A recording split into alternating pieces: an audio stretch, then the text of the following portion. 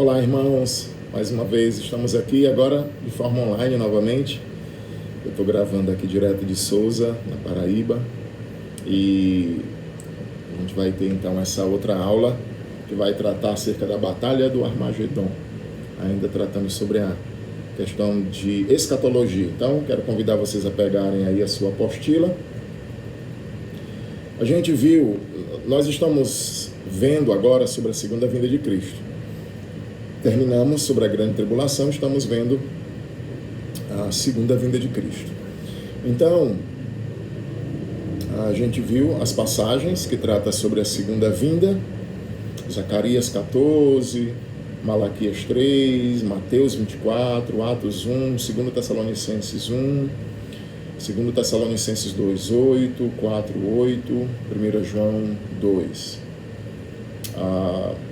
O Cristo vencedor chega com seus exércitos, e a gente viu então, concluímos na aula passada, nós vimos 7 características do Cristo que vem. E nós vimos também 4 ações. Dentre as 7 características, ele é chamado de fiel e verdadeiro. Ele é também o Messias guerreiro, julga com justiça, tem os seus olhos como chamas de fogo. Ele tem muitas coroas sobre a sua cabeça.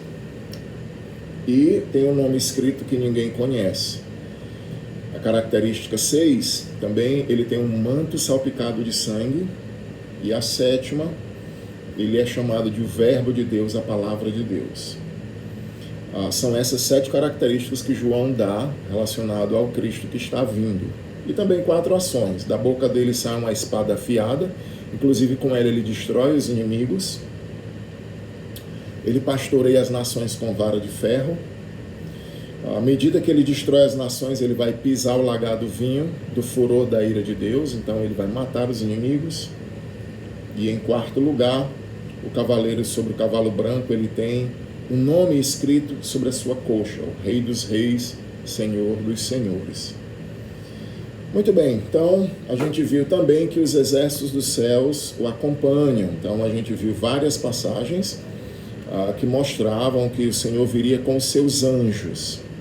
Nós vimos 2 passagens que fala de santos e miríades, não fala diretamente de anjos, mas todas as outras passagens falam de anjos, Jesus vindo com os anjos. Então, baseado nisso, alguns teólogos acreditam que Jesus vai vir só com os anjos. Era o pensamento da igreja primitiva, por causa das passagens.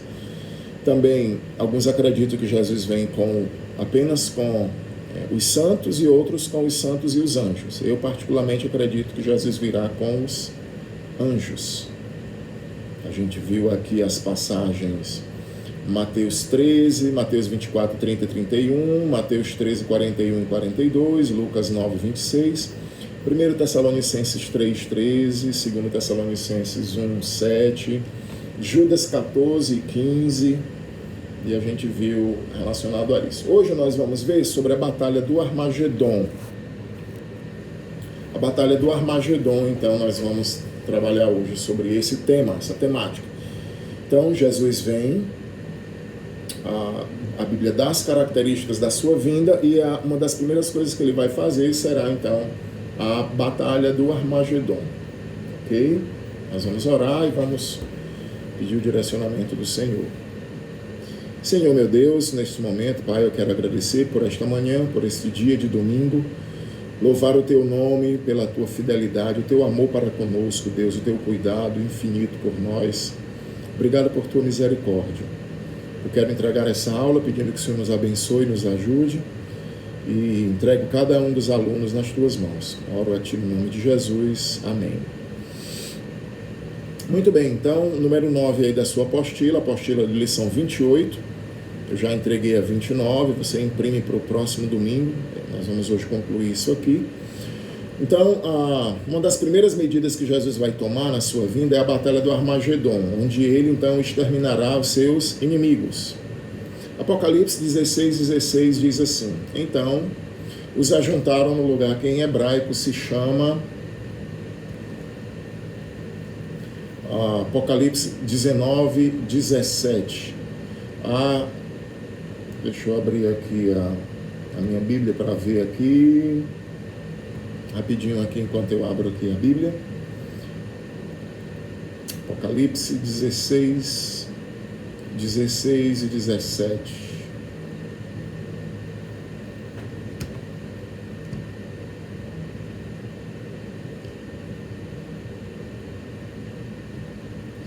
Apocalipse 16 e 16.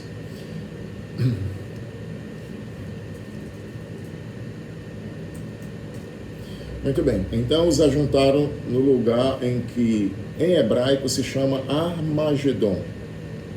A palavra Armagedon.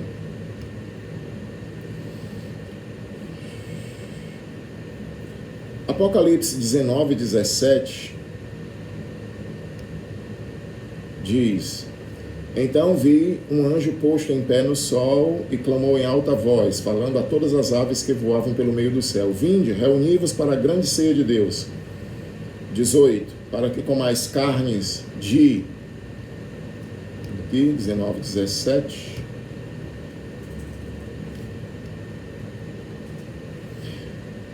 Para que comais carnes de reis, carnes de comandantes, carnes de poderosos, carnes de cavalos e seus cavaleiros, carnes de todos, quer livres, quer escravos, tanto pequenos quanto grandes. Então,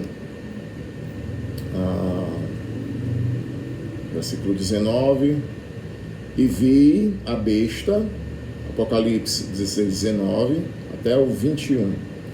Vi a besta e os reis da terra com os seus exércitos congregados para pelejarem contra aquele que estava montado no cavalo e contra o seu exército. Mas a besta foi aprisionada e com ela o falso profeta, que com os sinais feitos diante dela, seduziu aqueles que receberam a marca da besta e eram os adoradores da sua imagem. Os dois foram lançados vivos dentro do lago de fogo, que arde com enxofre. O restante dos mortos, com a espada que saía, foram mortos com a espada que saía da boca daquele que estava montado no cavalo. E todas as aves se fartaram das suas carnes. Então, a gente tem aqui uma boa estrutura de como vai acontecer então essa batalha. Então, letra A. A batalha do Armagedon é a guerra final entre Deus e os governos humanos. Os reis da terra e todo mundo serão reunidos pela atuação da trindade do inferno para a chamada peleja do grande dia do Deus Todo-Poderoso. Você lembra que a gente já estudou Apocalipse 16? E lá, 16:14 diz: os reis da terra e de todo mundo serão reunidos pela atuação da trindade do inferno para a chamada peleja do grande dia do Deus Todo-Poderoso. Vou ler aqui para você Apocalipse 16:14. Apocalipse 16:14 diz assim: porque eles são espíritos de demônios, operadores de sinais, e se dirigiram aos reis do mundo inteiro com o fim de ajuntá-los para a peleja do grande dia do Deus Todo-Poderoso. Então, a Bíblia diz aqui em Apocalipse 16 que sai 3 demônios, um da boca do dragão, da boca da besta, da segunda besta. E eles vão reunir os reis de toda a terra para batalhar. Então, eles de alguma forma eles vão saber que Cristo está vindo e eles estão lá preparados para essa grande batalha, se preparam, né? Letra B. A batalha do Armagedon acabará de vez com todos os governos humanos, Daniel 2:44. Então aqui o último governo, que é o do anticristo, em cumprimento da profecia de Daniel, será o último governo humano, será o último governo dirigido pelas nações, pelo homem. A partir de aqui, eternamente, Cristo governará. A palavra Armagedon, letra C, aparece apenas uma vez na Bíblia, em Apocalipse 16:16. O lugar que em hebraico se chama Ar, que significa monte, e Magedon, que significa Megido. Então, Megido era uma cidade que pertencia ao território do antigo Israel. Megido era uma cidade que pertencia a esse território, né? Era uma região também, uma planície. E a Bíblia registra batalhas decisivas que ocorreram naquela região. Então, Juízes, várias batalhas ocorreram ali, Reis também. O Napoleão, o grande general Napoleão Bonaparte, ele andando por aquela região, ele disse: que lugar excelente para uma batalha. Então, o Armagedon é uma situação mundial em que os poderes políticos se unirão pela última vez em oposição ao governo de Deus e à vinda do seu Messias. Nós temos aí um convite que é feito às aves de rapina para um banquete messiânico. Apocalipse 19, 17 e 18. Então a gente leu aí, onde as aves, né, os abutres, os urubus, todas essas aves são convidadas a virem para comer a carne dessas pessoas. Então, o anjo ordena a todos os pássaros: ajuntai-vos. A palavra que você vai colocar aí é ajuntai-vos. E é interessante porque, ironicamente, o mesmo verbo é usado em 16, 14 e 16, quando fala da Trindade, reúne as nações para a batalha final. Então, enquanto a Trindade reúne as nações para a batalha final, o anjo reúne os abutres, as aves do céu, as aves de rapina, comedoras de carne, de carniça, para virem, então, comer. E é a mesma palavra que é utilizada, né? Ironicamente, ajuntai-vos. Ao mesmo tempo que as forças do mal se ajuntam para o Armagedon, as aves de rapina são chamadas a se preparar para as consequências da carnificina inevitável. Vai morrer muita gente, Cristo vai matar muita gente, e as aves são convidadas então. Essa era uma figura muito comum do Antigo Testamento. Quando haviam aquelas batalhas, por exemplo, a Bíblia diz que numa batalha contra a Síria, o anjo do Senhor matou 185 mil soldados. Então imagina, a maioria daquelas batalhas morria 40 mil, 20 mil, 30 mil, 50 mil, 100 mil, e não era fácil para fazer o sepultamento dessas pessoas. E aí, muitas vezes aqueles corpos ficavam ali, e aí os chacais, as hienas, os animais que comem, os urubus, abutres, e eles, então acabavam comendo aqueles bichos ali. O moscaral era muito grande, então a ideia é a mesma. As aves são chamadas para comer a carne dessas pessoas que vão morrer. Há dois grandes banquetes messiânicos na vinda. Primeiro, que na verdade é o segundo, é o banquete com o cordeiro oferecido aos santos, o banquete oferecido aos salvos ou santos, e o banquete que consiste na carne dos pecadores. Então, oferecido às aves de rapina. Ok? Então, dois banquetes. Um, Cristo dá às aves de rapina. O outro banquete será dado para os santos, quando ele diz: eu não vou mais beber do fruto da vide até que ela se cumpra no meu reino. Curiosamente, o texto diz que eles foram lançados... letra G. A besta e o anticristo, eles são capturados pelo Cristo vencedor. Então, lembra, saem três espíritos de demônios deles e vão pelo mundo para reunir todos os reis do mundo, e de repente esses reis realmente se reúnem e eles vão para essa batalha, né? Todos os reis do mundo, as pessoas ficam realmente contra Cristo para destruir mesmo, tentar guerrear contra ele. Mas a verdade é que aqui a gente vai ver que Cristo então é o vencedor. Eles são descritos de acordo com a linguagem extraída de 13, verso 12 a 15 e 16, 14. A besta, o falso profeta, são lançados no lago de fogo que arde com enxofre. Curiosamente, o texto diz que eles foram lançados no lago de fogo, colocado no início da frase para dar ênfase. Então, a ideia é que o termo lá diz assim, Apocalipse 19, eu vou lhe dizer como é que diz, Apocalipse 19,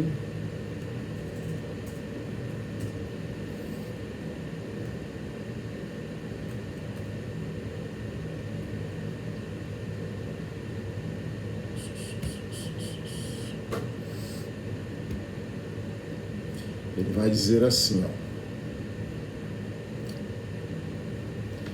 Vi a besta, os reis da terra pelejaram, estavam no monte. Então diz assim, os dois foram lançados vivos dentro do lago que arde com fogo e enxofre. Então a palavra que é utilizada aqui, ela vem para frente, ela está no início da frase. Foram lançados, o original, foram lançados. Então dá a ideia de ênfase. Então eles vão ser derrotados e eles vão ser lançados vivos. Eles são aprisionados por Cristo, são lançados vivos dentro do lago de fogo. Letra C, esse é o primeiro de 4 grupos lançados no castigo eterno. Primeiro grupo, o falso profeta e o anticristo. Eles inauguram. Apesar do lago de fogo ter sido criado para o diabo e seus anjos, mas quem inaugura não são eles. O falso profeta e o anticristo são lançados primeiro dentro, pela ordem que a gente vê nas escrituras, né? Aparente. O segundo grupo é aqueles que estão à esquerda de Cristo no julgamento. Quando Cristo vier, ele vai reunir as nações diante dele, colocar as ovelhas à sua direita, os bodes à sua esquerda. Então, ele vai dizer para aqueles que estão à esquerda, apartai-vos de mim, malditos, para o fogo eterno preparado para o diabo e seus anjos. Eles não vão entrar no reino, essas pessoas. Os que estão à direita vão, vinde bendito, entrem no reino. O terceiro grupo é o próprio inferno e a morte e o Hades. A morte e o inferno é o terceiro grupo que vai ser lançado dentro do lago de fogo. O falso profeta e o anticristo, aqueles que estão à esquerda de Cristo, Mateus 25, a morte e o inferno, e aí no final, em Apocalipse 20, verso 15, no trono branco, todos os ímpios de todos os tempos vão ser lançados, eles foram retirados do inferno, e vão ser lançados então dentro do lago de fogo, é o quarto e último grupo. Lembrando que as pessoas que morreram na batalha do Armagedon, elas vão ser, não fala nada de ressurreição delas aqui, certo? Diz que elas morrem e pronto. Então elas vão realmente ser ressuscitadas lá no grande trono branco, essas pessoas que morrem na batalha do Armagedon. Os que ficam vivos quando Jesus vem, eles são lançados dentro do lago de fogo, ok? Deixa eu explicar bem direitinho para você entender aqui. Cristo vem, os reis da terra se reúnem para lutar contra ele, guerrear contra ele, estão com as suas armas apontadas. Sai, ele prende, ele aprisiona o falso profeta e o anticristo. E ele então depois mata essas pessoas que estão diretamente guerreando contra ele. Pronto, ele mata essas pessoas. Essas pessoas vão morrer e não vão ressuscitar. Só 1000 anos depois, no grande trono branco. Ótimo. Depois, as pessoas que não estavam nessa guerra, ele vai reunir essas pessoas do mundo todo. Lembra aquelas passagens que a gente viu? E ele enviará os seus anjos, os quais ajuntarão do seu reino, do seu mundo, todo aquele que comete escândalo e todo aquele que comete iniquidade, pratica o pecado. Então, Jesus vai reunir todas essas pessoas. Ele reúne. E então ele vai separá-las e vai lançá-las no lago de fogo com enxofre, certo? Elas estão vivas, elas vão ser lançadas lá dentro.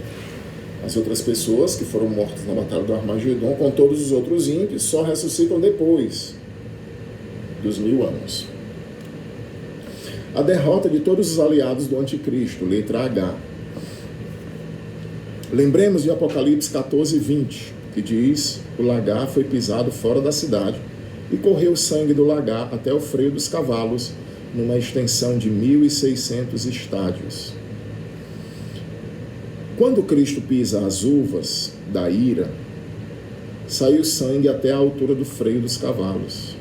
O cavalo andará através do sangue dos pecadores na altura do seu freio.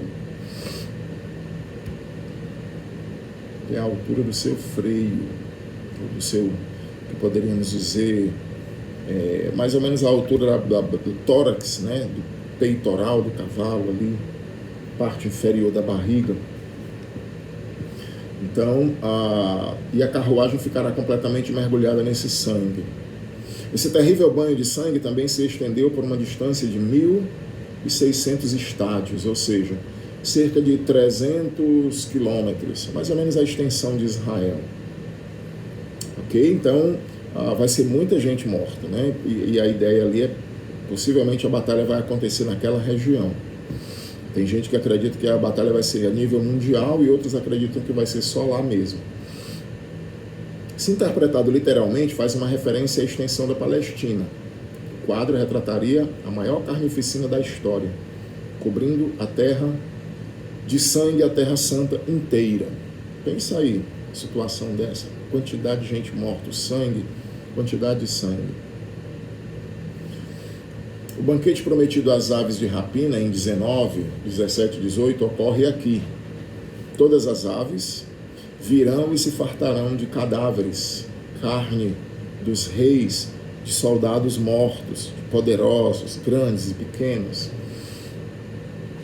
E na letra F nós temos também aqui um outro aspecto importante. Capítulo 11, versos 7 a 10. A besta, ela matou os 2 profetas e impediu seu sepultamento. Lembra lá no capítulo 11? Ela persegue e não consegue fazer nada. Quando chega o tempo das 2 testemunhas morrerem, então elas são assassinadas, ficam 3 dias nas praças, elas não podem ser sepultadas. E depois de 3 dias Deus as ressuscita e elas vão para o céu. Mas elas são impedidas de ser sepultadas. Ok? Então, o mesmo desprezo é demonstrado agora para com o exército dos mortos. Deus não permite que essas pessoas que morrem na batalha, com a espada que saiu da boca de Cristo, que elas sejam sepultadas. Pelo contrário, Ele convida as aves para que elas comam as carnes que vão ficar. E lembra, no Antigo Testamento, era uma das maiores maldições que poderiam acontecer, né? 2. Você não tem um sepultamento digno e você não ter um nome, ou a perpetuidade do seu nome. Então, uma mulher que não podia ter filhos, um casal, um homem que não podia ter filho e a sua descendência ser perpetuada, isso era uma maldição terrível. Então, aqui essas pessoas elas não vão ter direito a um banquete. Ok? Portanto, Deus está retribuindo aos incrédulos o que eles fizeram, então, aos santos. E aí, então, a gente termina aqui a batalha do Armagedon. Okay? Então, fazendo um resumo aqui, a gente vem, Cristo vem, Ele vem com seus anjos, a sua glória enchendo toda a terra, todas as pessoas do mundo vão ver a manifestação da sua vinda. Ele vem com seus anjos, essas pessoas estão preparadas para guerrear contra ele, e então sai uma espada da sua boca, mata as pessoas que estão lá no ponto de batalha, já que ele vai descer lá em Jerusalém. Ele vem de Jerusalém, desce em Jerusalém especificamente, não no Brasil, não na Europa, não na África, mas na Ásia, ali em Jerusalém. E então ele prende, aprisiona Satanás, ou o anticristo e o falso profeta, né? É uma das primeiras medidas que ele vai tomar. Eu queria te convidar agora a abrir a tua Bíblia, a tua apostila, para a lição 29, abrir a lição 29, ou no teu celular, ou se você já tiver impresso, a lição 29 aí.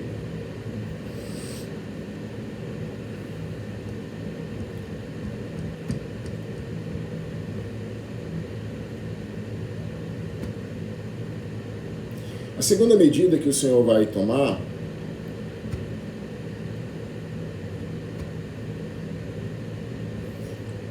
a gente vai ver aqui, lição 29, Satanás é aprisionado, e a gente vai estudar também, acredito que no próximo domingo, a ressurreição e o julgamento das nações. Então, depois da batalha do Armagedon e sua carnificina, ou até mesmo ao mesmo tempo, Satanás será preso, certo?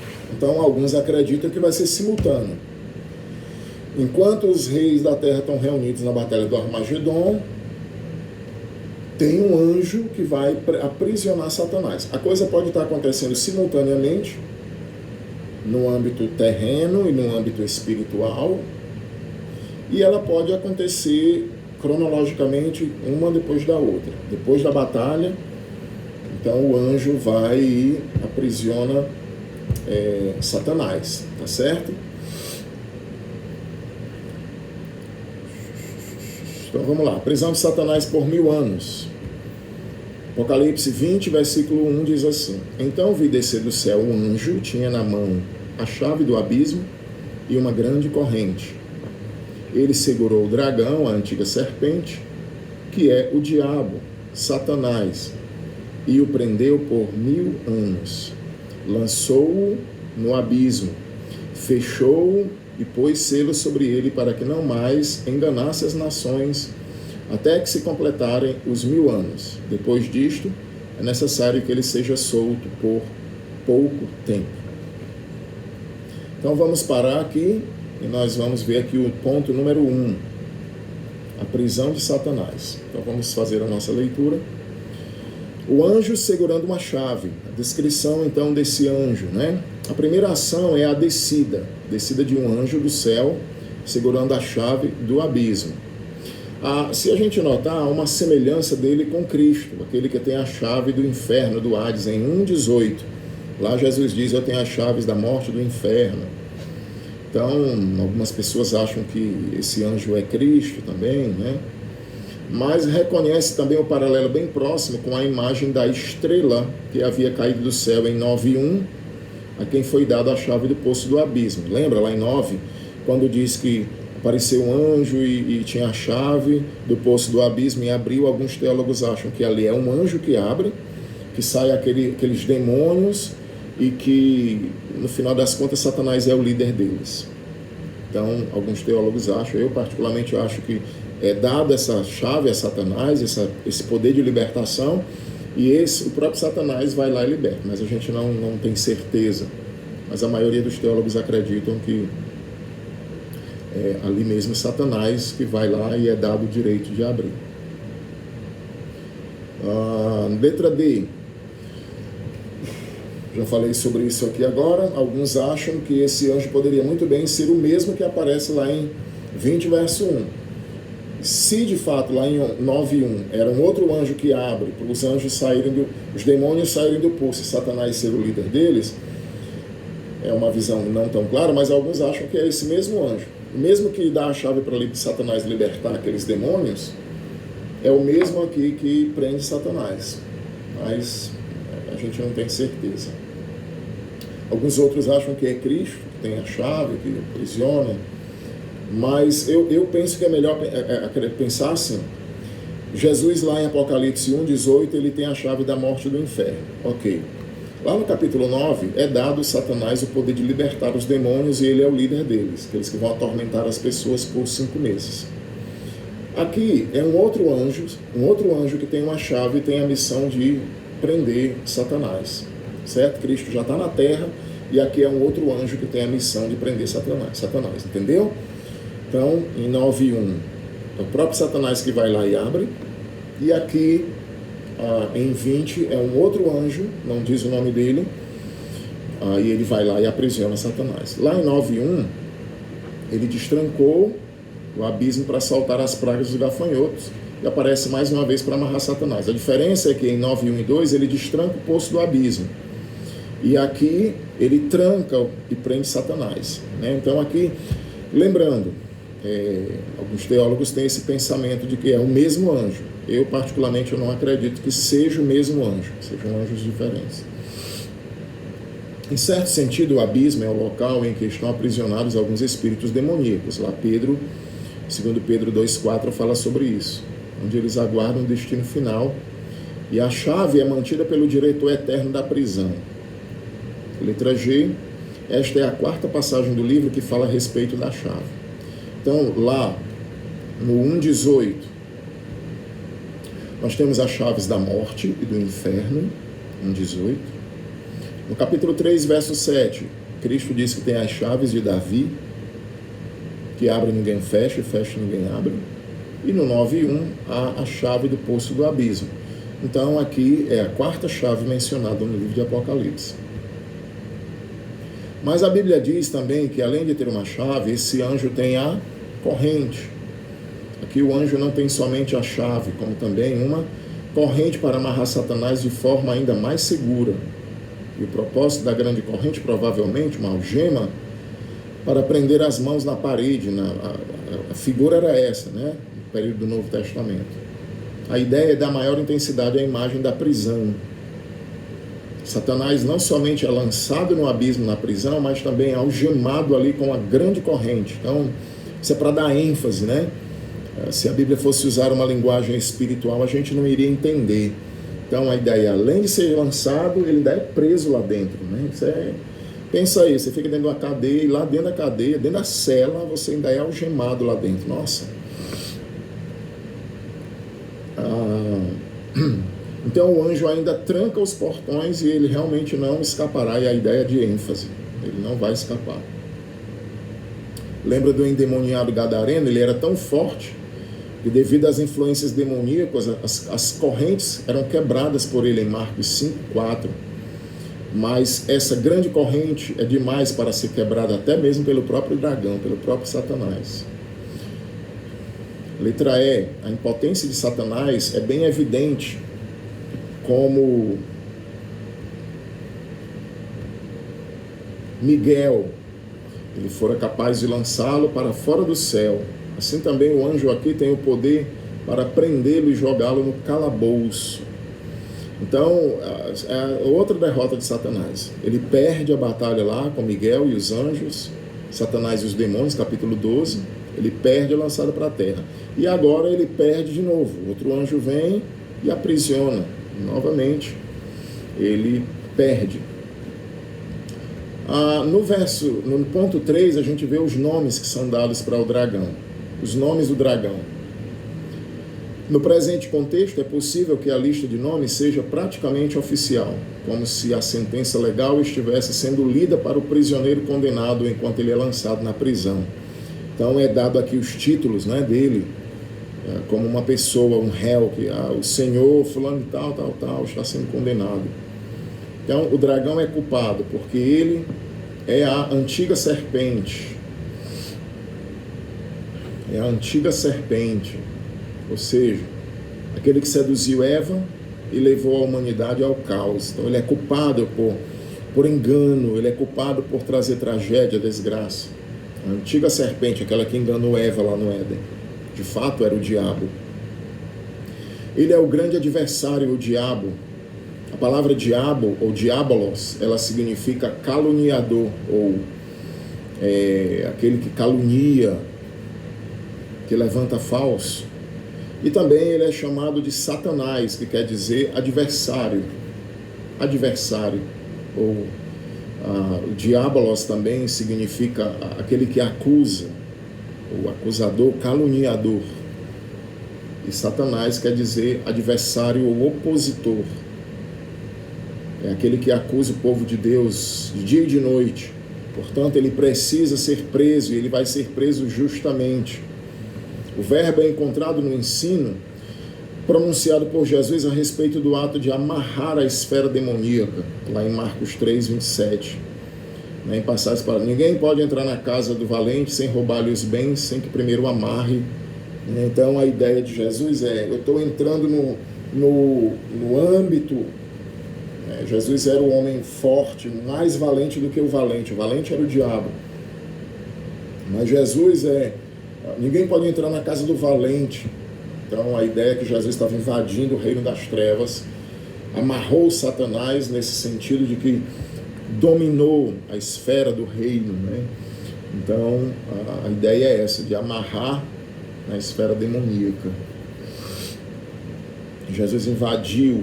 Aí as pessoas às vezes usam, está amarrado Satanás em nome de Jesus. As pessoas pensam que isso aí significa alguma coisa, não tem nada a ver com isso. O tempo da prisão, o período em que Satanás deve permanecer amarrado é de 1000 anos. 1000 anos. Em alguns segmentos do judaísmo, a história era vista como uma semana cósmica, com dias de 1000 anos, cada um, e, portanto, o sétimo período de 1000 anos seria um tempo messiânico de descanso. Então, alguns achavam que a cada 1000 anos, né? Então, na verdade, os judeus eles estão aí nesse período de 5.000 e tantos anos, e daqui a pouco entra nos 6.000 anos, E aí a ideia é que é 6.000 anos ou 6 dias e o 7º dia seria o milênio. Tem esse pensamento judaico. Durante o reino milenar de Cristo, Satanás não atuará enganando, acusando e principalmente seduzindo as pessoas ao pecado. Então ele é o cabeça do sistema mundano, ele não influenciará em nada as pessoas durante esse período. Então será um período incrível, né? E Satanás ele fica enganando, os demônios eles têm essa função de enganar, fazer o cara trair, separar, de fazer os jovens usarem drogas, se matarem, eles ficam induzindo espiritualmente as pessoas. Então durante esse período não vai haver essa atuação demoníaca. Vamos ver aqui. A prisão é selada. Então, depois de prender Satanás, o anjo, em 20, verso 3, lançou-o no abismo. Cena paralela àquela que Satanás e seus anjos foram lançados à terra. Então aqui é a queda. Ele sai do céu para a terra, ele perdeu o acesso ao céu que ele tinha, e agora ele cai da terra para o abismo. E aí então Cena fechou e pôs um selo sobre ele. O selo era usado em referência aos 144.000 no livro de Apocalipse, né, lá no capítulo 7. Também ao selamento da mensagem dos 7 trovões em 10:4, para dizer que a mensagem era firme realmente. Então, esse aqui, a ideia do contexto é intensificar a ideia de trancar. Colocar um selo era a ideia de trancar. Quando Roma selava alguma coisa ali, um local que tinha um sepulcro, uma coisa, então ali ninguém podia, ali era inviolável, ali ninguém podia mexer. Então a ideia é essa aqui, certo?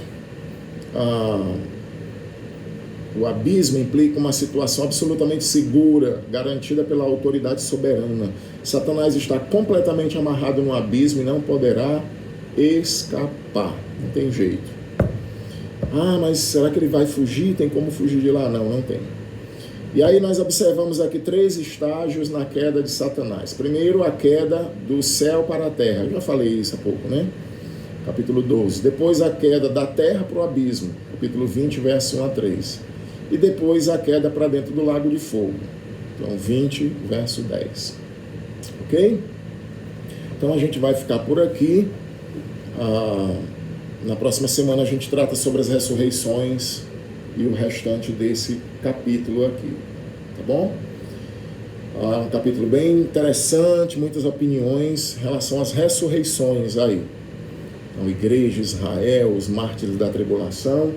Então, o que é que a gente tem visto? Cristo vem, acontece a batalha do Armagedon e possivelmente simultaneamente, ou um pouquinho depois, Satanás é preso por um anjo que o aprisiona e tem a chave do abismo, e o poço do abismo ele não pode mais sair de lá. Então Satanás vai ficar preso por 1000 anos antes de dar início ao milênio. Os inimigos do Senhor que vão guerrear contra eles são mortos, comidos pelas aves, derramado muito sangue.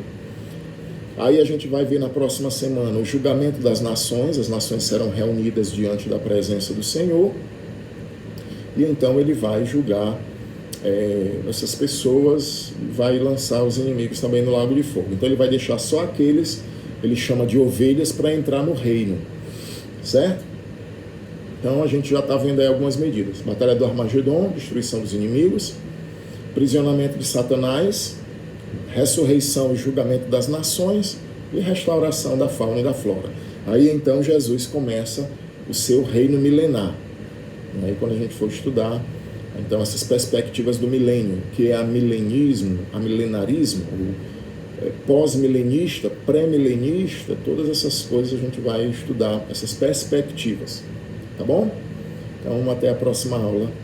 Que Deus abençoe o seu domingo, no nome de Jesus.